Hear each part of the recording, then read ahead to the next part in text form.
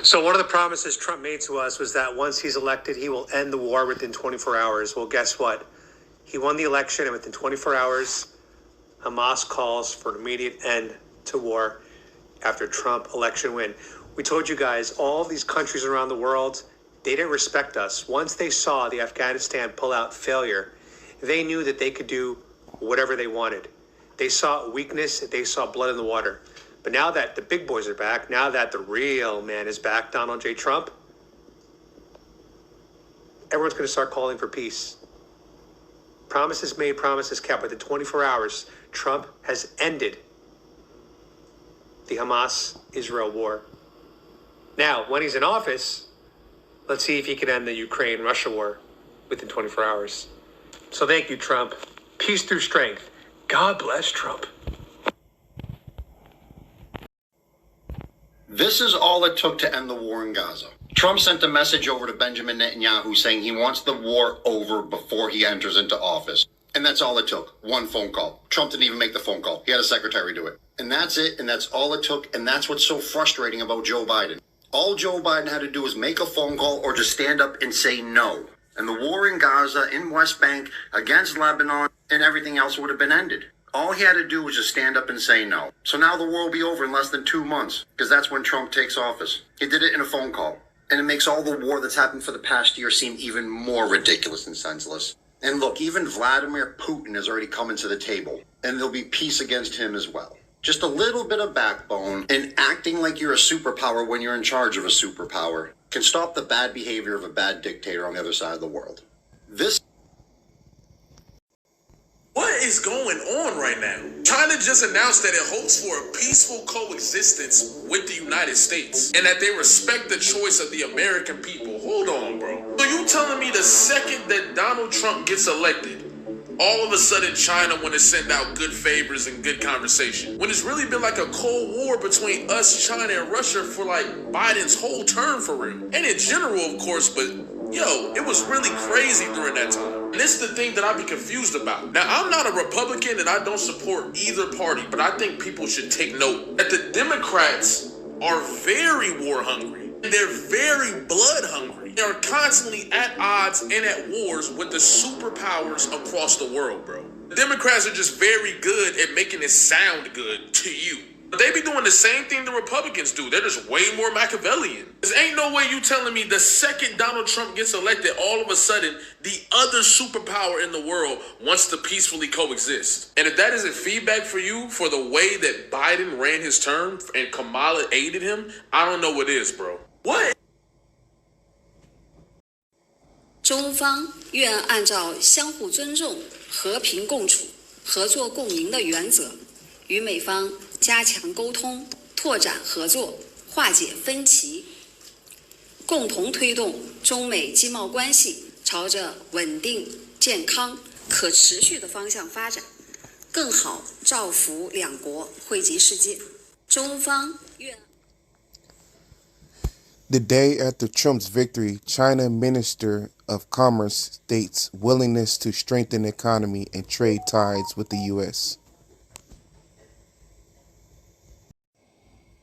Well, the fact that Mr. Trump, as a presidential candidate, says that he's ready and wants to stop the war in Ukraine, we take that very seriously. Well, I haven't seen his ideas on how exactly he's going to do that, and that is the key question. But I have no doubt that he says that sincerely, and we support that. Well, Hamas has begged Donald Trump to end the war in Gaza in a new statement. This plea comes after Trump reportedly asked Israeli Prime Minister Benjamin Netanyahu to wrap up the conflict by the time he gets inaugurated. Hamas believes Trump is required to listen to the voices of its U.S. citizens who've been protesting for the people of Gaza and make good on his word. Hamas has begged Donald Trump to end.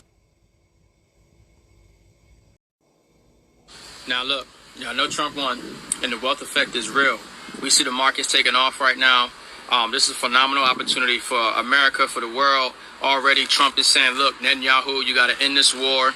Okay, by the time I'm in office, already we see Putin in Russia and them ready to do a peace deal in Ukraine. We're seeing the markets take off. Bitcoin hitting an all-time high, $75,000 per coin. Look, when Trump says we're going to be the crypto capital of the world, this is very bullish for blockchain and crypto, the most undervalued digital asset, XRP. I expect is going to create millionaires this bull cycle. Okay, this is the time to be getting into these assets. Phenomenal time in history right now. Phenomenal time in history. The wealth effect is real. The wealth transfer is real. I think that the world is going to be much better right now under a Trump presidency for the globe in regards to the war, in regards to the healthcare, you know, the big pharma. This is a Bruh, Trump barely won the election and world peace is already imminent. First thing he told Netanyahu, yo, you better get that shit cleared up ASAP.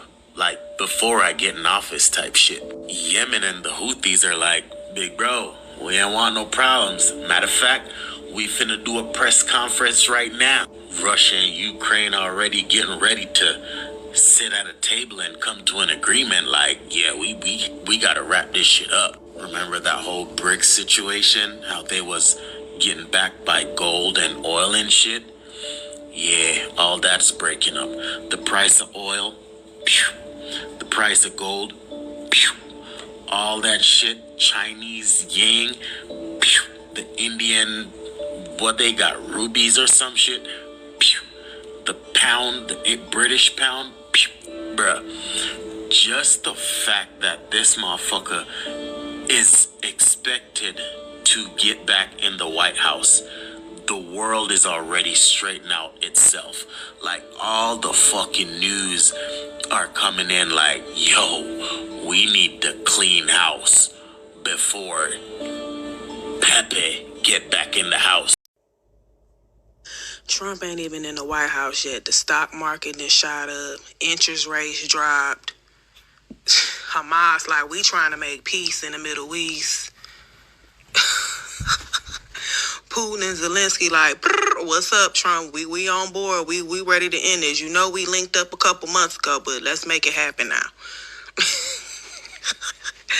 I mean, what more can you ask for? That's a leader. People respect him all around the world. You ain't gotta like him, but you definitely should respect him. See, it's kind of like God is the ultimate. I mean, God created this. In America, we don't worship government. We worship God. I believe in God. I am Christian. And I go to church a lot. The Bible is special. The Bible, the more you see it, the more you read it, the more incredible it is. The Bible certainly is one of, if not, I mean, it is the book. My wife and I pray for you. Thank you. Well, I need it probably more than anybody in this room. God is the ultimate. I mean, I want to see the Middle East get back to peace and real peace, but a peace that's going to be a lasting peace. And that's going to happen. I feel really, truly confident it's going to happen, and I believe it's going to happen soon. And here comes the, y'all don't really want it like